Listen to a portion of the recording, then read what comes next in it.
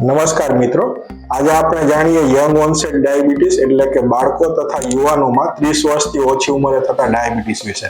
હું ડોક્ટર તપન પારેખ, હું કન્સલ્ટન્ટ એન્ડોક્રાઇનોલોજિસ્ટ અને ડાયાબિટીસ સુપર સ્પેશિયાલિસ્ટ છું.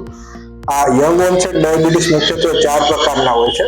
ટાઈપ 1 ડાયાબિટીસ કે જેમાં સ્વાદુપિંડની અંદર આવેલા બીટા સેલ ડેમેજ થવાને લીધે ડાયાબિટીસ થતું હોય છે. આ બીટા સેલમાંથી ઇન્સ્યુલિન નીકળે છે અને ઇન્સ્યુલિન હોર્મોનની ખામીને લીધે ટાઈપ 1 ડાયાબિટીસ થાય છે.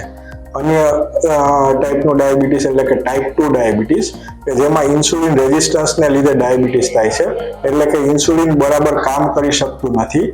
અને ટાઈપ 2 ડાયાબિટીસ મોટા ભાગે મેદસ્વીતા, જીનેટિક ફેક્ટર તેમજ બિન આરોગ્યપ્રદ જીવનશૈલીને લીધે થાય છે.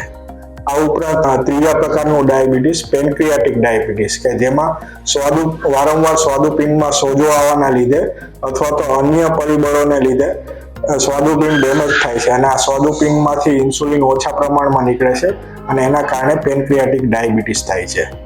ચોથા પ્રકારનું ડાયાબિટીસ એટલે કે મોડી ડાયાબિટીસ. મોડી ડાયાબિટીસ એ જીનેટિક પ્રકારનું ડાયાબિટીસ છે અને મોટા ભાગે એ 25 વર્ષથી ઓછી ઉંમરે થતું હોય છે. અને આ પ્રકારના પેશન્ટના માતા પિતા અથવા તો દાદા દાદી કે નાના નાનીને ડાયાબિટીસની હિસ્ટ્રી હોય છે. તો આ મુખ્યત્વે 4 પ્રકારના ડાયાબિટીસ છે નાની ઉંમરે થતા ડાયાબિટીસ એટલે કે યંગ ઓનસેટ ડાયાબિટીસના.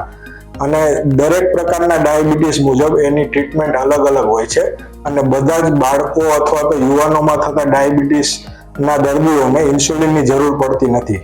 તેમજ આ પ્રકારના ડાયાબિટીસને જો વ્યવસ્થિત રીતના કંટ્રોલ રાખવામાં ના આવે તો લાંબા ગાળે કોમ્પ્લિકેશન થવાનું રિસ્ક અનેક ગણું વધી જાય છે.